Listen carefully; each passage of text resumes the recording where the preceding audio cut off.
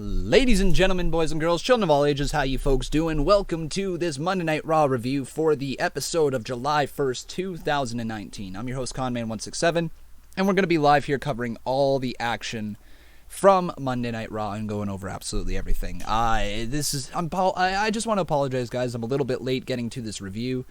It's a tough turnaround. It's a very quick turnaround from the Monday Night Raw live streams, trying to get those reaction clips up to you guys. I could only get one up to you right now, which was my reaction to Bobby Lashley and Braun Strowman crashing through the stage. But we honestly witnessed a very good edition of Monday Night Raw. I really don't have too many issues with it.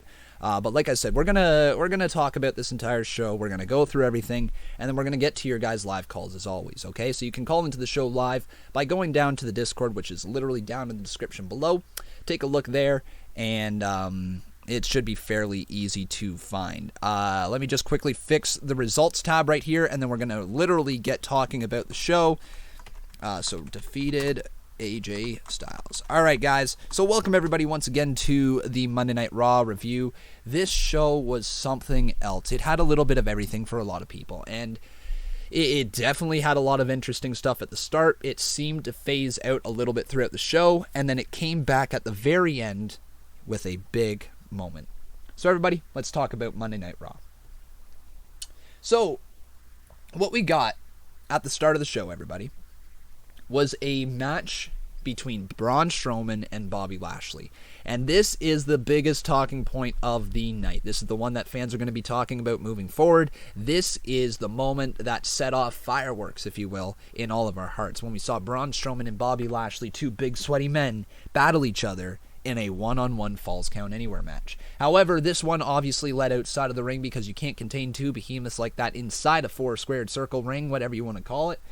So this obviously spilled out onto the stage. Bobby Lashley and Braun Strowman brawled around in the ring a little, or just outside of the ring, in the crowd for a little bit, but this is where it got big.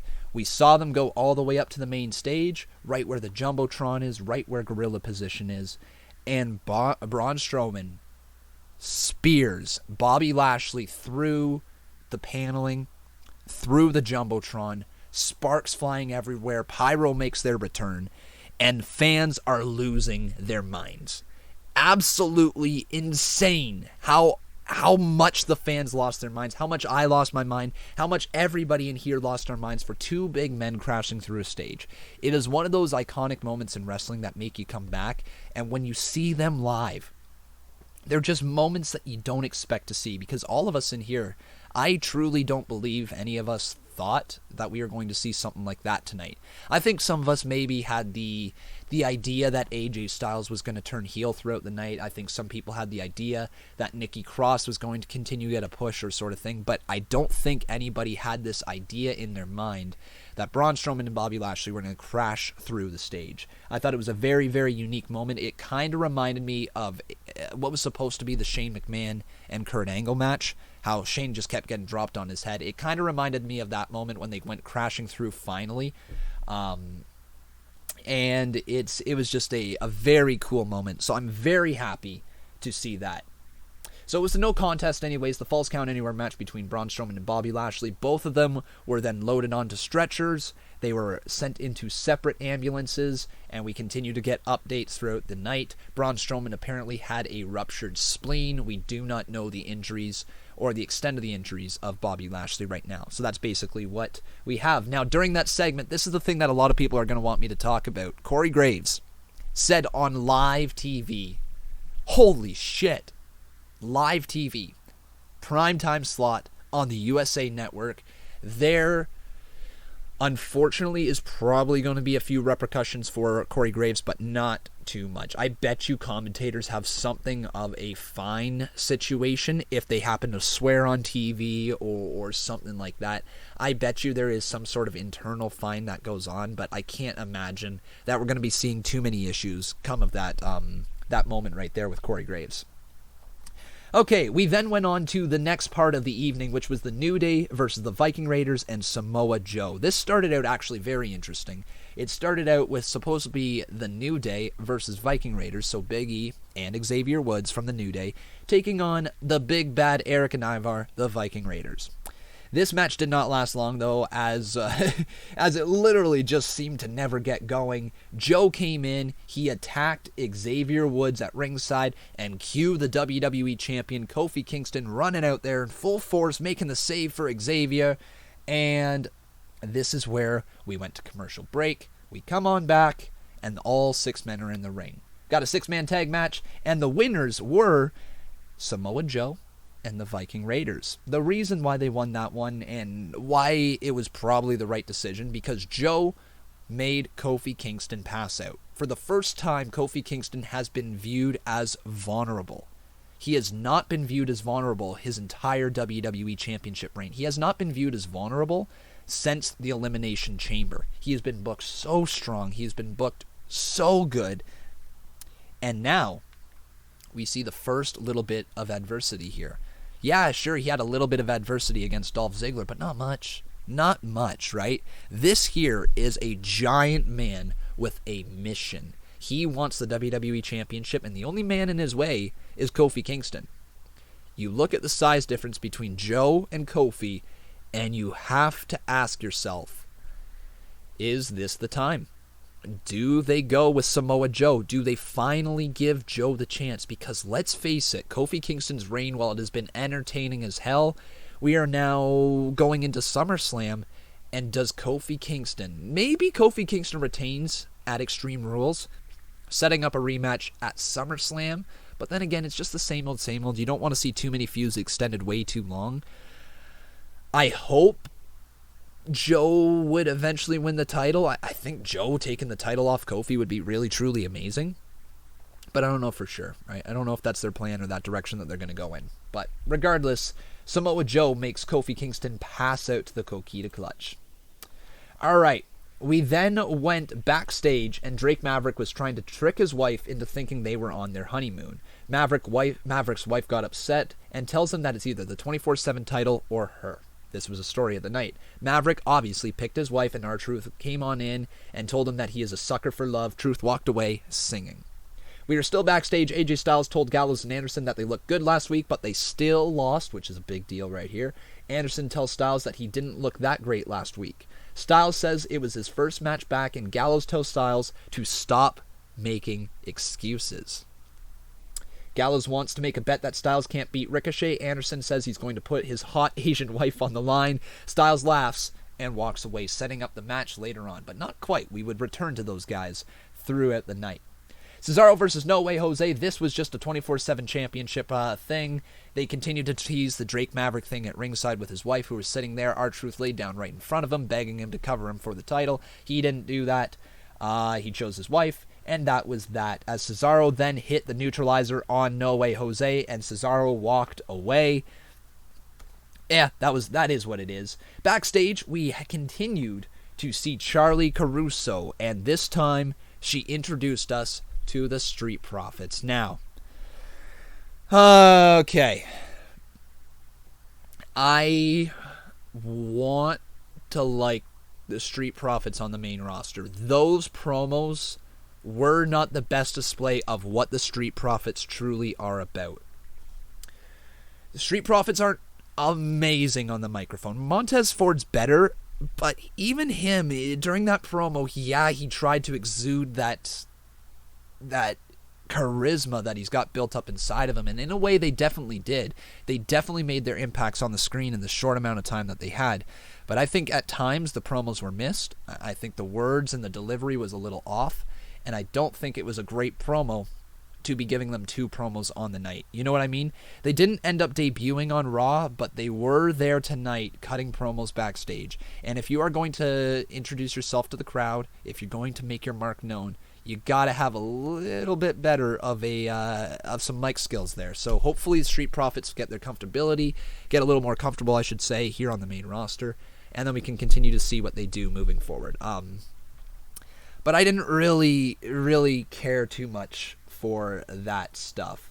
We were still backstage, and then Miz said that Shane's oversized ego is Miz's fault. Miz is going to take care of Elias tonight as far as Shane goes, while Miz heard that Undertaker was going to be here tonight. That was that little thing. We continue on. So we go down to the ring and we see Shane McMahon and Drew McIntyre as they enter the ring. Shane said that he was worried about Lashley and Strowman. Shane reminds the crowd that he has actual responsibilities other than gracing the WWE Universe with his presence. Last week, Roman Reigns was so scared he had to call The Undertaker for help. McIntyre says that what they did to Reigns last week is going to pale in comparison to what they do at Extreme Rules to both Undertaker and Roman Reigns. Shane adds that they aren't going to put The Undertaker and Reigns in... No, they add, the fact that they are going to put Undertaker and Reigns in the ground. McIntyre says he's not afraid of Undertaker, which is a cool little planted seed for a potential SummerSlam match. McIntyre says he doesn't give a damn about The Undertaker. However, McIntyre was ready for a fight as the lights went out. The ring posts were struck by lightning, so we got a little bit of some supernatural stuff here in the WWE. And then Undertaker's music hit. Gong. Out came The Undertaker oh so slowly. And Reigns wasn't even there, my bad. McIntyre and Shane McMahon retreated into the crowd as they watched Undertaker cut the promo in the ring. Basically cut the exact same cookie cutter promo of The Undertaker as he's cut for the last decade, and he says that they will rest in peace. There you go. Undertaker, he came on out there, and that was it. All right, then we got a weird little backstage promo between Baron Corbin and Lacey Evans, and Lacey's promo part of it was not great. Baron Corbin, though, really knocked it out of the park with that promo. I thought he did a very good job, looked super comfortable on the mic. And again, guys, a lot of people are not going to like me for saying this, but I do truly believe that Baron Corbin is one of the better players that WWE have in terms of being a heel. He may be the best heel in the company right now. And I don't think that's anything unfair to say. I think that's actually very fair to say. Obviously, you guys have seen online Kurt Angle thinking and sharing the same sentiments as myself here. You've heard myself and Bob completely gush over Baron Corbin here on the show. I think he truly is really, really good at his job. It's hard to get people to hate you the way Baron Corbin has got him to hate him. So he is a very, very strong heel at the moment. He's just got the unfortunate thing of having the internet trolls be telling everybody that he is beyond boring and that he's literally ruining Raw. That's what a lot of people think. I don't agree with that. However, what I will agree to an extent is that Baron Corbin does not need to be plastered all over Raw. He is one of those situations where the least amount of time Baron Corbin can get on the screen, the better, because he is so memorable when he is on the screen. The problem is that he is so good at his job at getting you to hate him, people have misconstructed it to actually hating the product. So, Baron Corbin, keep up the good work you're doing. We just can't see you be overexposed on TV because that's when, the fans really, really turn on you. All right. We then got the setup of the match of Lacey Evans with Baron Corbin versus Natalya. There's really not too much to talk about here other than Baron Corbin tripping up Natalya and Lacey Evans hitting the women's right to knock her out. This was the right call. Absolutely the right booking decision. Natalya's got no steam going for her whatsoever. She could do the job here. Lacey Evans needs every win possible at this moment. So there you go.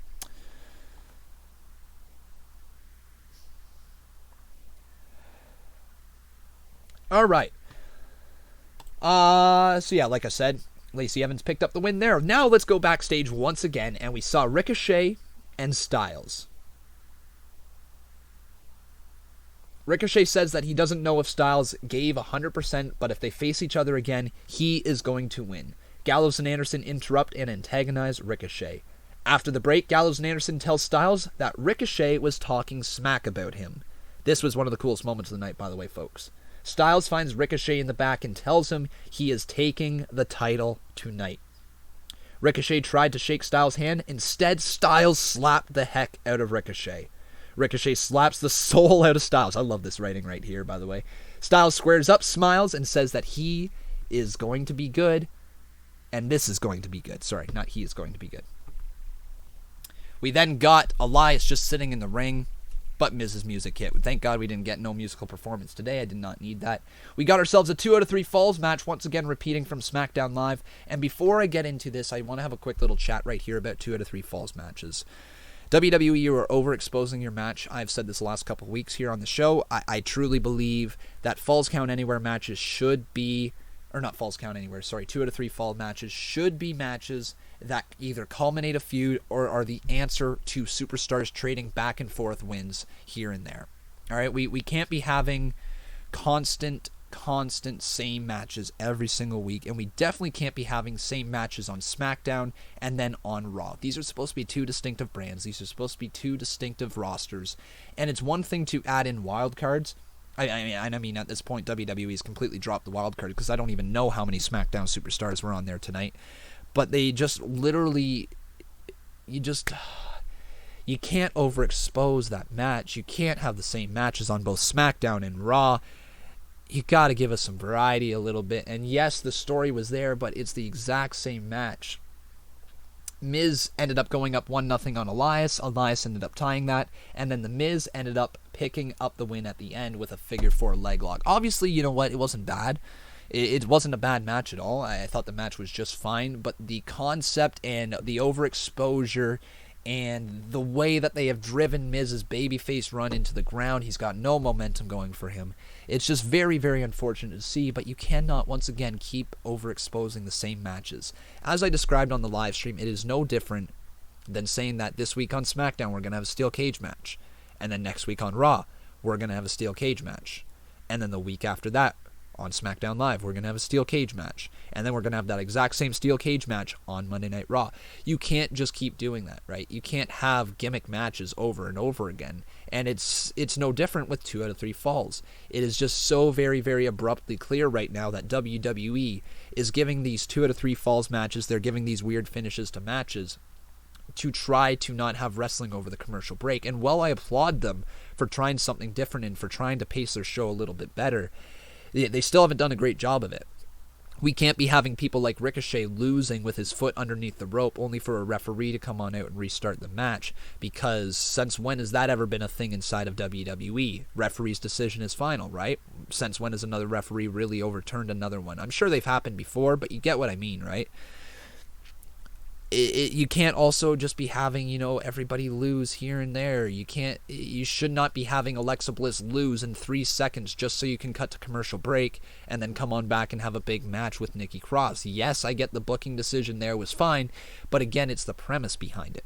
You got to pace your shows a little bit better, WWE, and you got to figure out when your time slots are for your commercials and how can you get there the best, right? How can you get there making the most amount of sense of your product? So that's all it is. All right, that's all I really got to talk about with the 2 out of 3 falls matches. I don't want to see another one on SmackDown. Give us something different. The Falls Count Anywhere match was a very unique idea to go to commercial break, but at the end of the day, we need the commercial breaks to still be there, but they need to be done as seamless as possible. And WWE's getting closer to it. These 2 out of 3 falls matches, they do allow a seamless transition to the pay-per-view. It's just as a result, we are getting 2-3 minute matches before the pay-per-view, or before the commercial break, sorry, and then you cut back, and it just doesn't make a lot of sense. So, good for WWE for trying, but it wasn't great. Alright, talk about not great. We had the promo between Rollins and Lynch, and I'm not really going to run over this one long. That was the most cheesy, corny, utter bull crap I've seen on that show. I did not like it. I thought that promo was weak as hell. Until Maria Kanellis showed up, I thought Maria helped save the promo, but it was just out of nowhere. It was out of the blue, and I'm fine for new matchups. It made sense, couple versus couple, but then Maria didn't even take a bump. The match didn't really happen, and it was just to set up the storyline that Maria Kanellis was pregnant and Mike Kanellis isn't man enough. That's the story. Maria belittling her husband. Interesting. We did talk about Lacey Evans. We talked about her just a few minutes ago, my friend. Alright, we got ourselves a moment of bliss here in this much, this actual whole segment I quite enjoyed. Here. Like I said, if we're going to have quick matches, we might as well have them for storyline purposes. So here we go. This is what happened. So Bliss welcomed her guest Nikki Cross and called her best friend and all that. It's total manipulation. I love it. Cross joins Bliss on the stage, and Bliss shows the footage from last week when Cross pinned Bayley. Cross says that none of this would be possible without Bliss, and that she will always be grateful to Bliss for being there for her when no one else would. Carmella then dances out on the stage. Carmella asks Cross why Bliss is getting the title shot when Cross is the one who pinned Bayley. Logic, I like it. Carmella tells Cross that Bliss is using her. Carmella asks Bliss what did she ever do for her, and Carmella then challenges Bliss to a match. We then got the end of that match in 1, 2, 3, literally just like that. Quick roll-up from Carmella onto Alexa Bliss. Cue the commercial break, and now we get into the real match. Nikki Cross versus Carmella. I liked this part of the show. I thought that this segment right here was really solid from start to finish, and then we got the Nikki Cross match and Carmella. Nikki got a big win over a former women's champion who is in the spotlight right now, over with the fans. This is a giant win for Nikki Cross. I cannot state that enough. This is massive. I liked it. Really good. Congratulations to Nikki Cross, who happened to pick up the win. But then we got the backstage segment between Bliss and Cross, and I believe it was Charlie Caruso, right, that asked her this question. What she thinks about the WWE Universe wanting Cross to face Bayley for the title instead of Bliss. Cool. I liked it. That leaves an open end. Maybe a heel turn, we've already got a heel Bliss, but maybe, more of a heel Bliss. Turning on Cross, who gets over as a babyface. It could be really good. Alright, then we got some awesome stuff right here. Drake Maverick, ended up choosing the 24/7 championship on the night. It wasn't Charlie. Oh, okay, my bad, sorry. New 24/7 champion, Drake Maverick, and he's going on his honeymoon, and I hope to God there is more R-Truth shenanigans on this honeymoon. I think this could be really, really funny. This opens up a ton of possibilities. Just, geez, man, imagine R-Truth trying to pin Drake Maverick in the pool or something like that.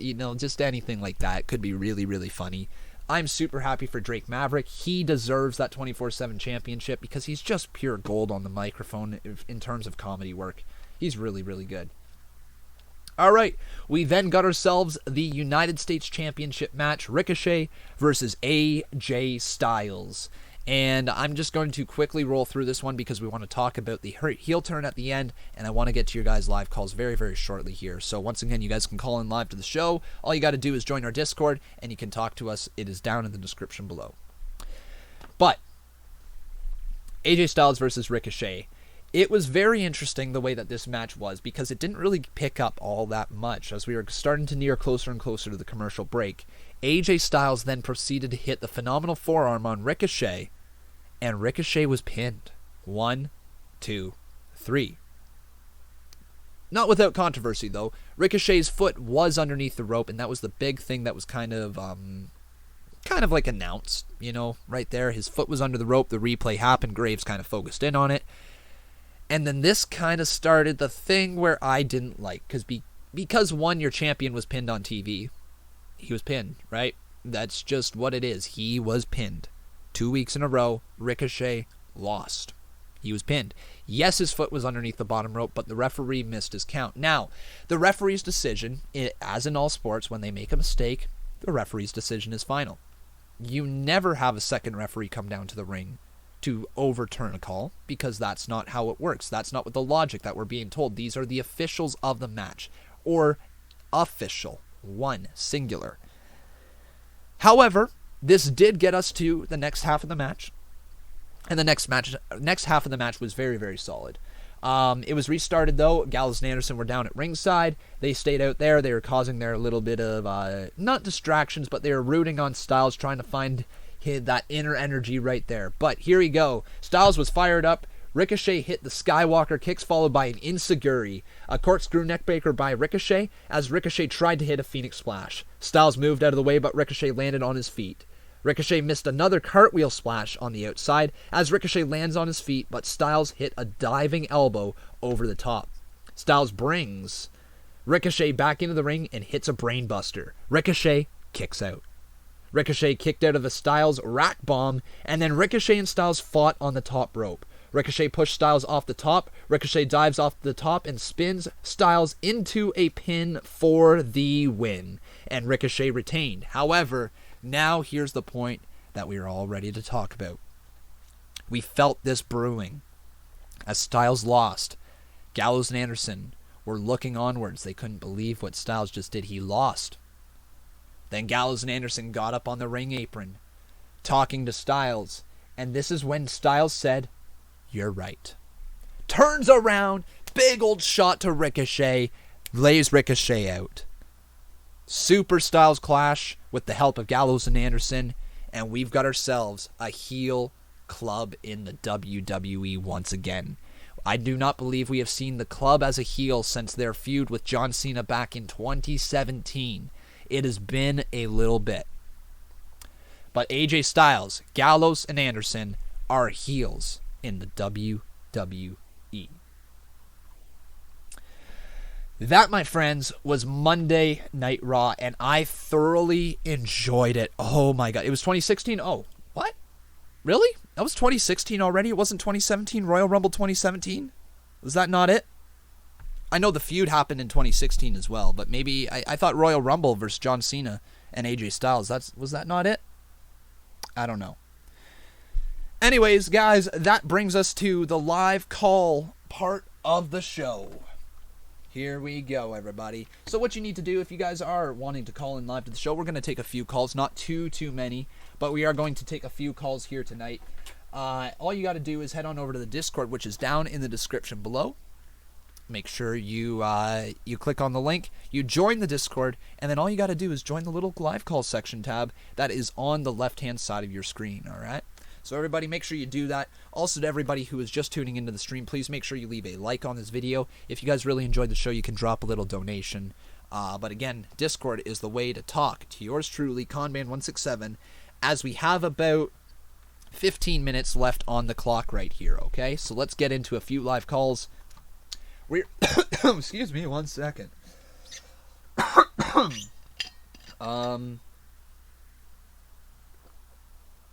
right.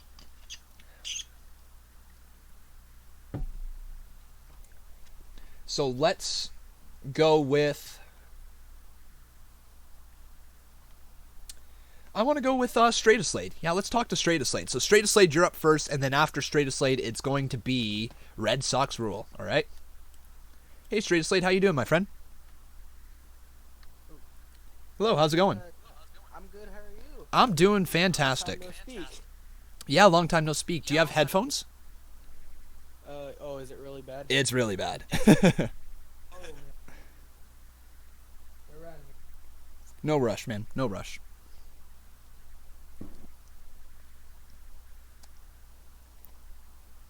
We'll just be 1 second. Surprised me because like my stream is delayed. Oh, okay, man. All good now? Is it better? Much better. There we go. Now we can have a conversation. How's it going, man? Long time no speak. I've been doing good. I've been missing school's caught up with. Yeah, school's been a little bit busy. Yeah. But Yeah. I've been really enjoying your stream lately. I feel like I'm a member. That's good, man. I'm so glad that you're here, and I'm so glad that you became a member of the stream. Your mic is cutting a little bit out, so I'm only getting a little bit of your convo. So if you lean in closer to the mic and ask your question, what would you like to talk about? I just wanted to say that this reminds me a lot of when you did the pre-shows. Called. The pre-shows were called the Conman Show back in the day.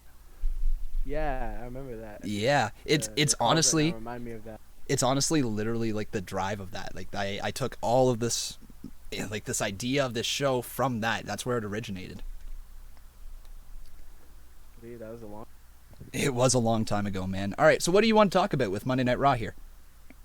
How do you feel about Raw being a little edgy? I liked it. Heyman's first night. Oh, I liked it, man. It was so cool. It was a little different, wasn't it?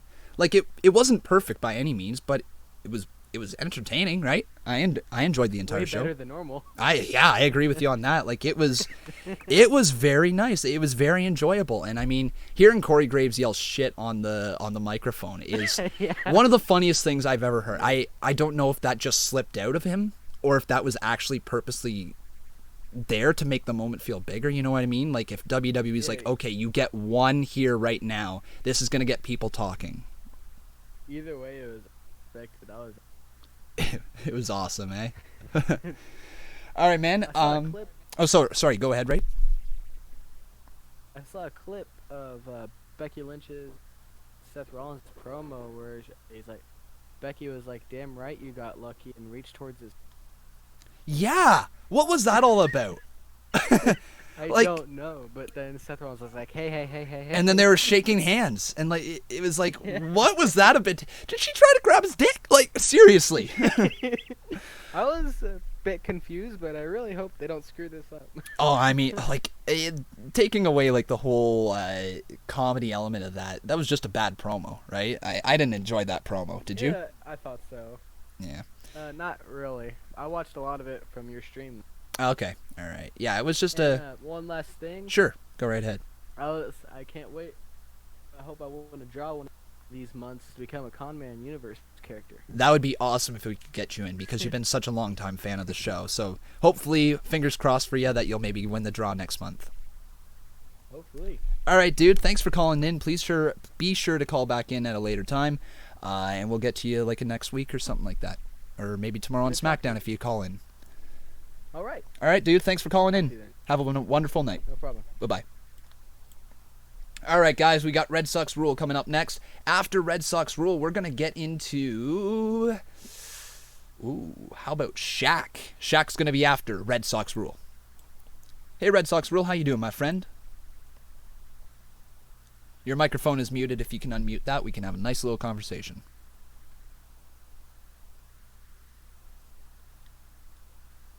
Red Sox Rule, you there, my friend? All right, Shaq, you're up next. And then after Shaq, we are going to get into Justin Roberts, okay? So Shaq is up next, and then Justin Roberts. Hey, Shaq, how you doing, my friend? Your microphone is muted. If you just want to unmute that, we can have a conversation.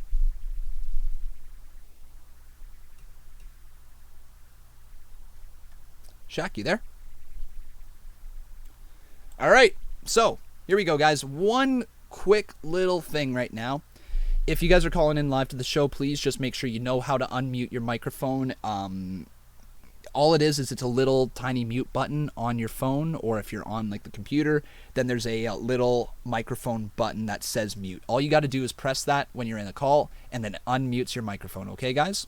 So, guys, please make sure you have your microphones unmuted. All right, we're gonna get into. Let's go with Thomas Noble. How about that? All right, here we go. Thomas Noble. Hey, Thomas Noble, how you doing, my friend? Your microphones. I'm doing great. What's going on? Not too much. How about you? I'm doing good here. Can we get to the Raw thing here? There's a few things I want to say about the show. All right, let's hear it. Overall, it's good. But the start of the show, I was like, holy. Sorry, you need to put it. It's like, holy fucking shit. Like, I mean, Braun Strowman and Bobby Lashley just speared like through like a LED light Titron or something, and now it's like bringing the pyro back. Like that, me and my brother went, "What the fuck is happening, man?" Dude, it was one of the most insane moments I've seen in the last little bit. Yeah, but I do think you definitely touched on something awesome there. The pyro being brought back. I think that there's going to be some more pyro for segments because we saw it with the dead man Undertaker, right? And we saw it with that part all on the same show. Do you think they're moving towards the direction of more pyro on the shows? Yeah, I think they move forward to directly bring the pyros back because I miss the pyro. I think you're not the only one, my friend. I think a lot of people in here will share those same sentiments with you. Yeah, next thing about Raw, it is about that mixed tag team match. Yeah, it is kind of shitty and not good. But at the end of the match, when I saw the reaction about it is that what was this? When Maria made that promo after the match on Mike Kanellis, and she said, and what was it? Let me see. Maybe next time I'll ask Becky to re-pregnate her. And I saw that priceless reaction of yours, and I was laughing to hell like that. like what? That's all I got to say. What? That's the line they went with. I know. What? You could Like, you could write anything. You went with that, but okay. I mean, Yeah. What? Yeah, it was something that else. Is hilarious. It was really That is something like- else. Like, oh. Yeah, that is hilarious. Like, me and my brother are just almost got our laugh boxes out. Oh man, dude. Well, I'm glad I could provide that hilarious Conman reaction that you so Yeah. love. And yeah. And one more thing about Raw. All right. AJ Styles is now a heel. Yes, he I is. enjoyed that. Mm-hmm. So I really enjoyed that. So, and the club's back together. So, are we gonna see like a new United States champion at Extreme Rules or possibly at SummerSlam? No, I don't think so. With this heel? I don't think so. I think this is going to be a heel club that gets further enraged by not able to beat Ricochet. Like they're not able to live up to their past or live up to their hype coming from Japan. I think that's going to be a thing. I think that's going to be the storyline. Okay. Yeah. At least I that's how I would book it, because you want to keep Ricochet looking strong, and the best way to do that is you could have him run through singles matches against Gallows, against Anderson, and then you can finish it off at the pay-per-view in Extreme Rules, US title match, AJ Styles, Ricochet. And that's how you build to it. You got 2 weeks left of Raw, right? Before the show? Yes. Yeah. So that's how I would do it. What's your thoughts on that? What my thoughts on what? On if they would to do like just the build to the pay-per-view being like Gallows in one-on-one action versus Ricochet, and then Anderson one-on-one with Ricochet, and then finally the pay-per-view is Styles versus Ricochet again. I think that might happen, but I'm not sure. My gut says no on that one, or a little yes. All right. I have no. It's like a 50-50 for me. Mm-hmm. Yeah, it's a tough one, right? It's a tough one to book because they very well might throw the title on Styles, but I really hope they don't do that for the sake of Ricochet, because he just won the title. And it's his first title inside WWE, right? So hopefully for Ricochet's sake... And he won at Stomping Ground. Yeah, exactly. So hopefully for Ricochet's sake, he doesn't lose the title at Extreme Rules, because I envision that being where the rematch is, right? And then maybe, like, as you brought up, maybe SummerSlam, if they wanted to keep this feud moving forward, if they found a way to keep the steam on it, maybe the time is right then, because, you got a win over Styles for Ricochet already, and you could move him forward into a new program with somebody, but most likely I would much rather see the U.S. title stay on Ricochet as opposed to be around the waist of AJ Styles, who really at this point doesn't need it. Yeah, does AJ already had won the United States title before? Yes, he did. He had that feud with Kevin Owens back in the day over the U.S. title. Yeah, okay. Yep. All right, dude. I think that is all the time we have for with you, though. We've got a lot of callers here. Anything you want to say before we leave? Yes. Yes. I have a lot of good questions here, and I just really want to do this on Hold the Rope. Okay. I have really good questions on Thursday. All right, dude. I will try my best to remember to answer your call on Thursday, all right? So keep those questions ready, and I'll try to get to you again, all right? Sound good? That sounds like a deal to me, Con. All right, dude. Thanks for calling in, and have yourself a wonderful night. Say hi to your brother as well. No doubt about it, man. All right. Thank you. Talk to you later, buddy. Bye.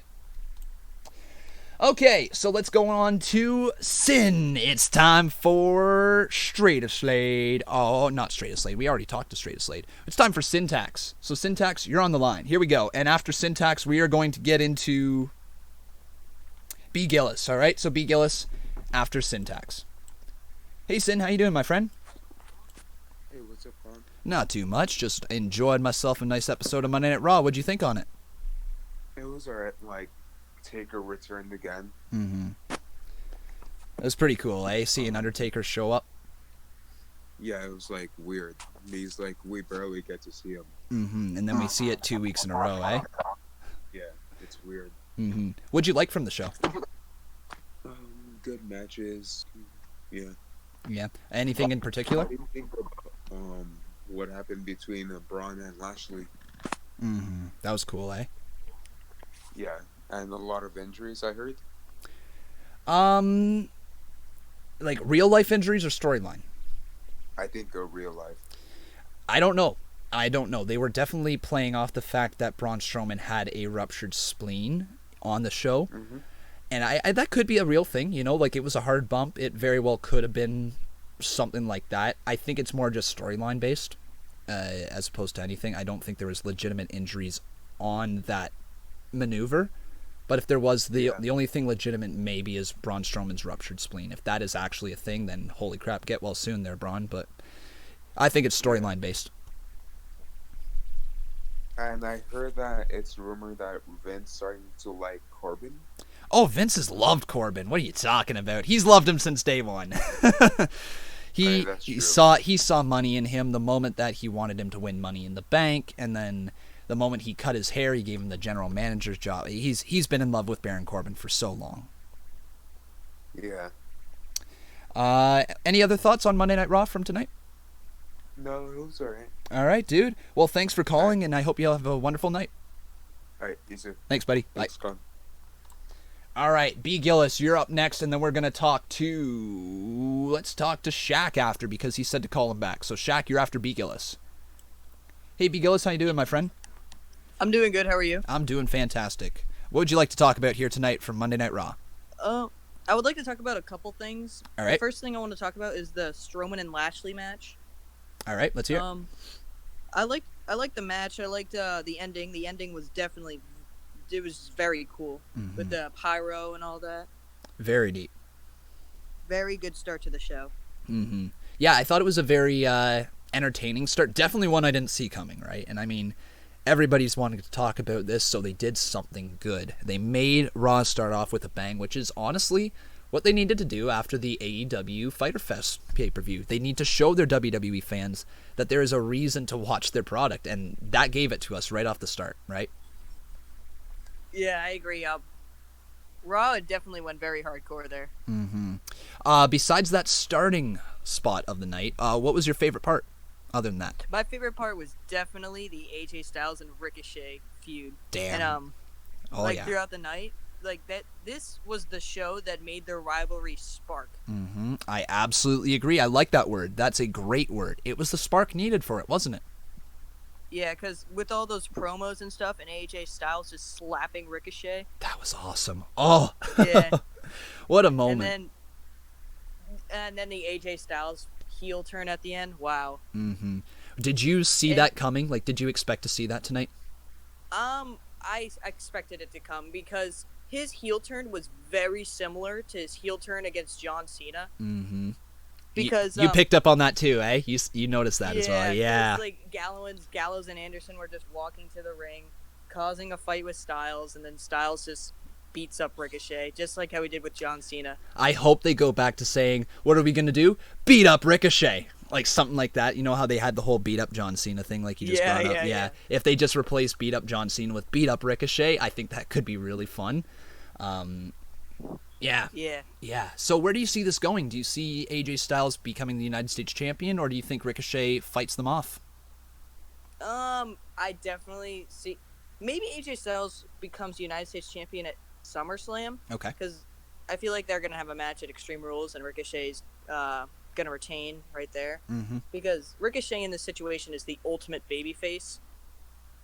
And so they're probably just gonna make like one heel win at SummerSlam, one heel win a championship at SummerSlam, and I'm predicting that would be AJ Styles. Okay, yeah, I'm not sure, because like I would love, as just the previous caller I was talking to, I'm not 100% sure if I want to see Ricochet lose the title, let's say within the first few months of his title reign, because it's his first championship in the WWE, other than the North American title, obviously, but first main roster championship.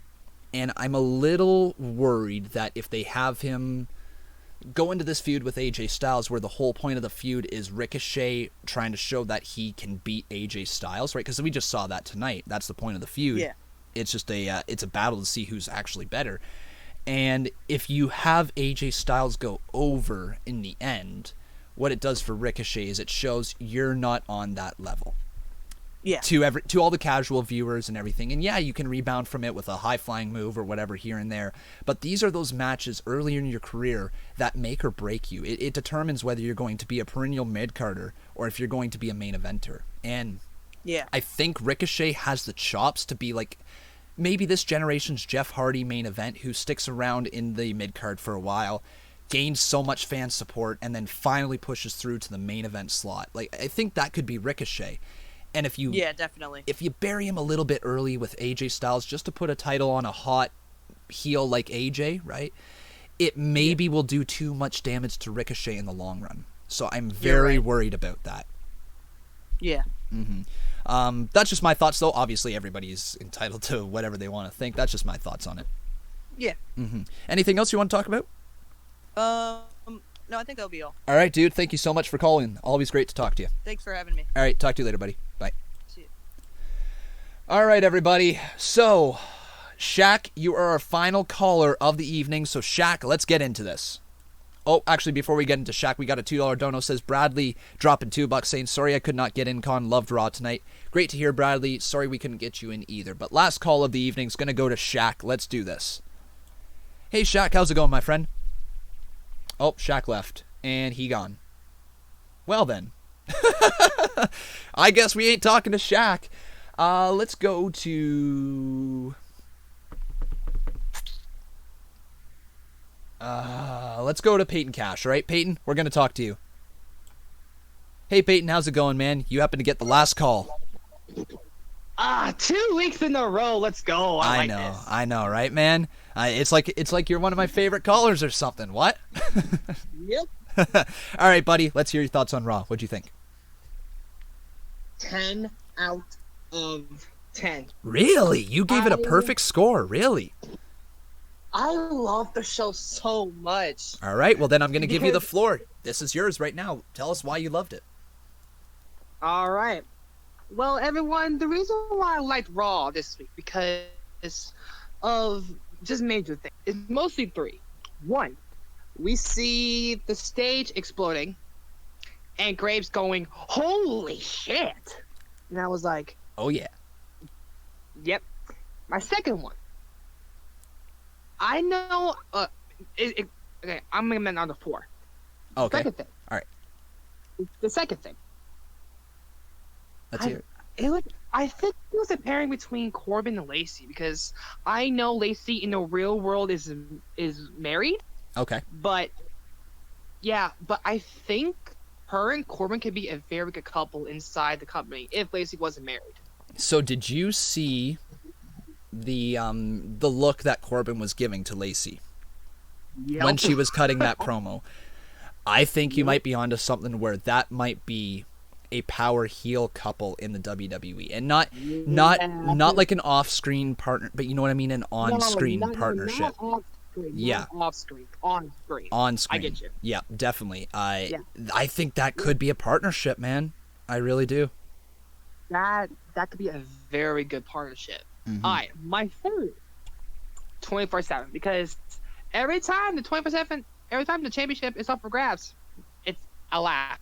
Because it's so fun. It's so funny, even though the belt is just god awful. I know, right? The belt. I mean, I will still not forgive WWE for making that terrible belt. Oh, it's just god awful belt. I just like can't. I just wanted something a little bit better. That's all I wanted. Yeah. And my last thing. Whoop whoop! Too sweet. Bullet Club is the club is back in empowerment in WWE, and I love it. Mm-hmm. I wasn't even mad with the heel turn. I loved it. Oh, I know. Because I enjoyed every single moment of Styles hitting Ricochet with the middle rope Styles clash. Right? Okay. How crazy was that? Like. That was so crazy. Can I ask you something? Why is that not brought out in his matches more often? Not like all the time, but like, you know what I mean? Like that should be a move that he does. You know what? You know why I think, Conman? I think it's the reason why because it's the safety of the superstars because they don't want the they don't want the person getting injured from that. Yeah. So doing the original Styles Clash from the middle of the ring is more safer. But from the middle rope, that's dangerous. Yeah, you bring up a very good point there. Yeah, that's probably the reason why they don't do it very often. But it should definitely be in the repertoire, I think, that for his big matches. I don't see that brought out in his big matches, right? And it very well could be that WWE is very, very cautious with the Styles Clash because it has injured people in the past. And it's always the person who takes the bump, right? But it's also injured people within the WWE, or almost injured people, I should say. Like James Ellsworth came to mind, right? When he went to hit the Styles Clash on Ellsworth and he tucked his chin, which is a big no-no, and almost broke his neck as a result. So, maybe you're onto something there. You might be onto something there. Yeah. One more thing about Styles Clash. I know like some other people used it in WWE. I remember one diva by the name of Michelle McCool. She used that. She did. Yeah. What did she call it again? Do you remember? I don't even remember that at all. No, because I know it was during her time with Lay Cool. It was when she was like one half of the Divas champion or whatever. And she started breaking out that move. Yeah. You know what? I may have to look it up, and I'll probably DM you on Twitter for the full name. All right, dude. Sounds good. But anything else you want to talk about before you leave, or is that it? Make sure everyone to subscribe to this beautiful man, Conman. Make sure you turn in live tomorrow at 8 p.m. for SmackDown Live. This is King's Hill Playcast saying, if you don't stop playing, you're all because you stop playing. Be geek, be proud. Table Club. All right, dude. Thank you so much for calling there. That is going to be it for all of our live calls. Remember, we normally do about 4, 5, 6 live calls in a show as we can only talk about Raw so often. Normally all the questions get covered before the end of the show. But guys, thank you so much for watching today. Just quick apology there, Shaq. I do see you in the chat. I apologize. When you entered the call, you just left. It literally just kicked you out for whatever reason. I will try to answer your call if I see you in there next time, okay, man? I do apologize. I wanted to talk to you. Tried to get you there twice, and it just wouldn't work. But guys, that's going to be it. Thank you so much for watching. I had a fantastic time with you guys here today watching Monday Night Raw. I am going to be uploading still my reaction to AJ Styles' heel turn, and I think that's probably going to be it. But right now, up on my channel, at this very moment, everybody, there is my reaction to the Braun Strowman and Bobby Lashley thing that got released right before we went live with this. So if you didn't get the notification or you didn't know that was on, make sure you go check that out. Literally live right now on the channel. But guys, that's going to be it for me here today. Make sure on your way out, you check the polls that we have right here on the YouTube channel. If you guys want to vote in the poll, let me know what you think. If you thought the show was friggin' fantastic, good, just okay, bad, or absolute crap, all those options are available right here on YouTube as soon as I am done going live with this review. But guys, that's it for me today. Thank you so much for watching.